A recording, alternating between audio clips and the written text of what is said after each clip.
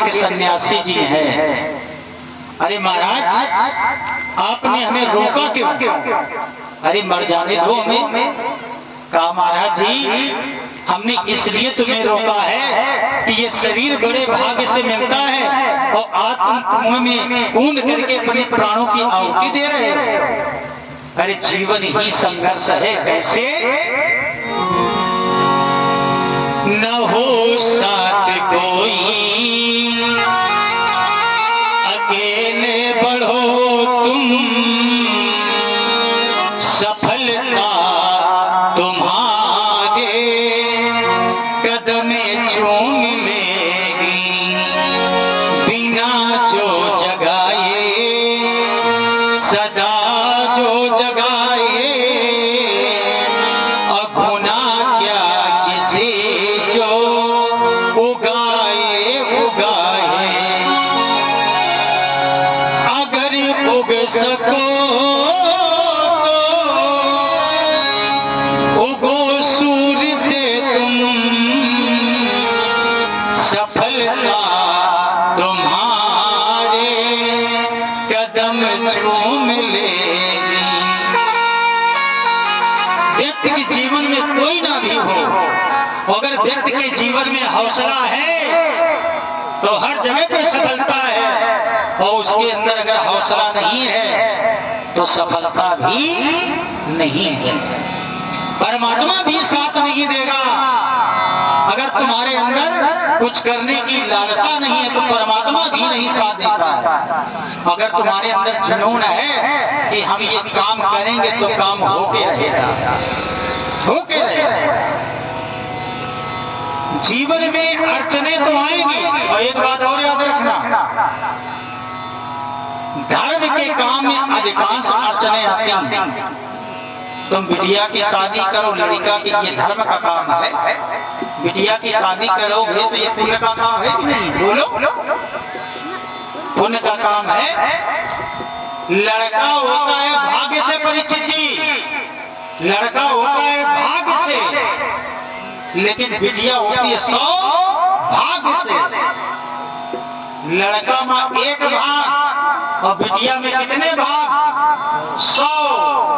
लड़का होता है भाग्य से, बिटिया होती सौभाग्य से। तभी तो कहते हैं, बोले कन्यादान ले लो भैया, कर्म कारण हो जाएगा, है ना? लेकिन तुम लोगों में एक बहुत बड़ी कमी हमने देखा। माता जी बताए कौन सी कमी है? तो ये कमी आप सब लोग सुन लो कि आप दूसरे व्यक्ति से मत कहना। घर में अगर 2 बिटियां होगी, तीसर बिटिया ऐसे नाक लटकाई रही, तुम अपनी बिरादरी की पूरी बेइज्जती कर दे।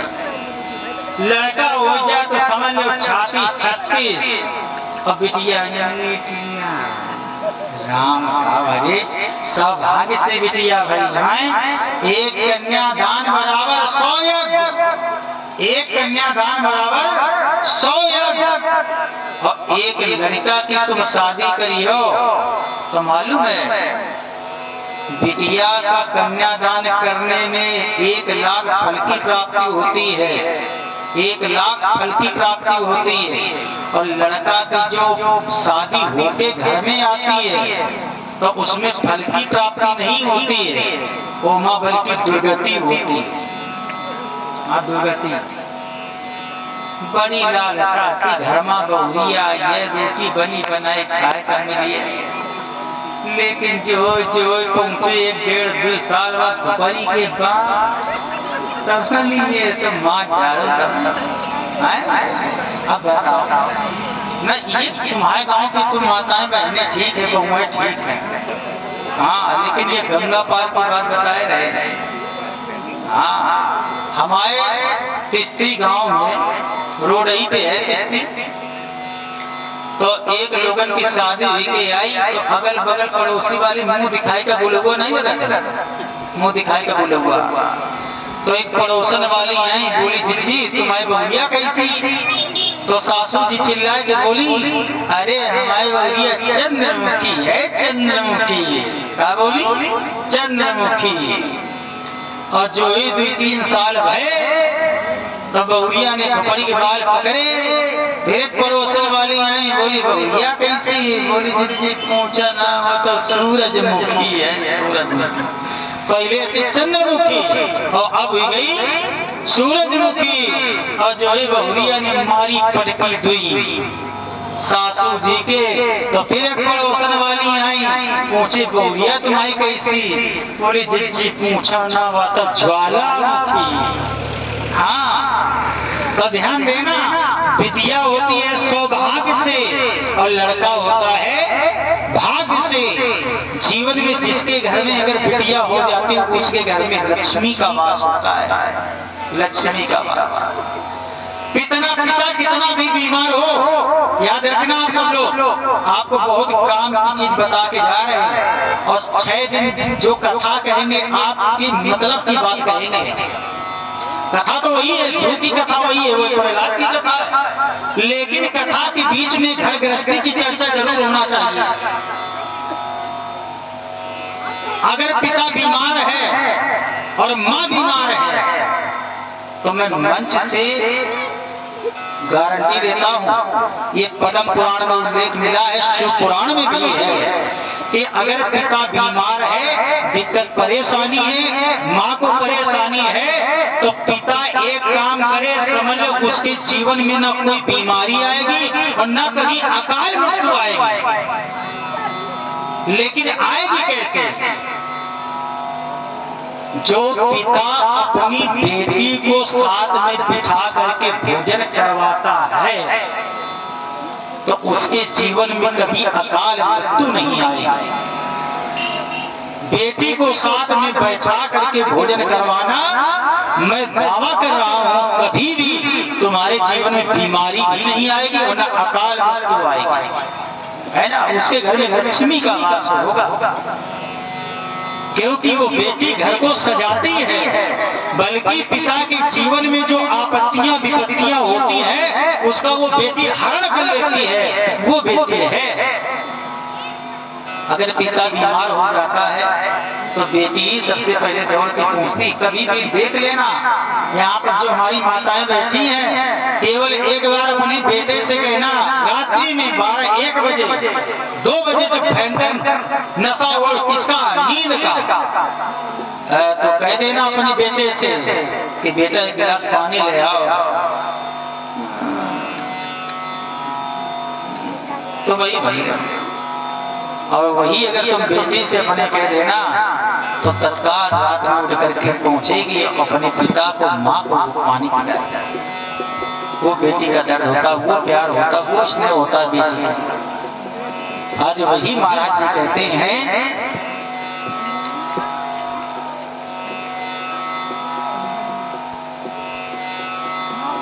सन्यासी जी ने कहा कि बड़े भाग्य से शरीर मिला है और तुम भी अपने प्राणों की आहुति देने जा रहे हो, तो हमारे जीवन में कोई संतान नहीं है। तो सन्यासी जी ने कहा, जिनके जीवन में संतानें हो गई हैं क्या वो सुखी हैं? अरे जिनके जीवन में संतानें हैं वो भी दुखी और जिनके जीवन में नहीं है वो भी दुखी। अब जिनके जीवन में संतानें हैं वो भी दुखी और जिनके जीवन में नहीं है वो भी दुखी। अब 2 मित्र थे, 2 मित्र, और वो 2 मित्र ऐसे थे, बड़ा मित्र था, बहुत मित्र थे तगड़े।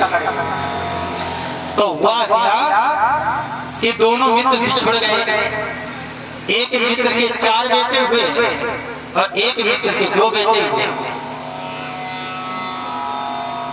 लमसम 60-70 साल के बाद वही दोनों मित्र मिले, आपस में चर्चा हुई, भैया ये बताओ तुम कैसे रहे? बोले भैया बढ़िया रहे। अच्छा ये बताओ शादी आदि करी, तुम्हारे कितने लड़का? बोले भैया हमारे 2 लड़का हैं, एक यशो है और एक फौज में लगा। बोले ओ बड़े सुखी हो। तो भैया तुम्हारे कितने? बोले 4। बोले ओ आप तो चौगुना सुखी, हम तो 2 गुना सुखी और तुम चौगुना सुखी। बोले भैया यही तो विडंबना है। बोले तुम कैसे? बोले महाराज तुम 2 में सुखी और 4 में दुखी। बोले 4 में दुखी, अरे तुम्हें तो सुखी होना चाहिए। बोले भैया 3 फरार हैं तो 1 जेल में बंद, ऐसे दुखी है। ऐसे संतान का क्या करे कि 1 जेल के अंदर 3 फरार। अरे 1 पुत्र हो लेकिन अच्छा पुत्र हो, है ना।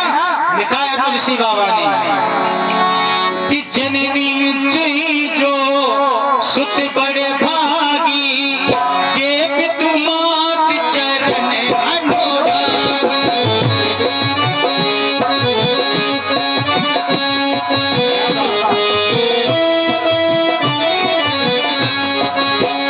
जननी जोई सुते जो बड़े भागी, जे पितु मात चरण अनुरागी।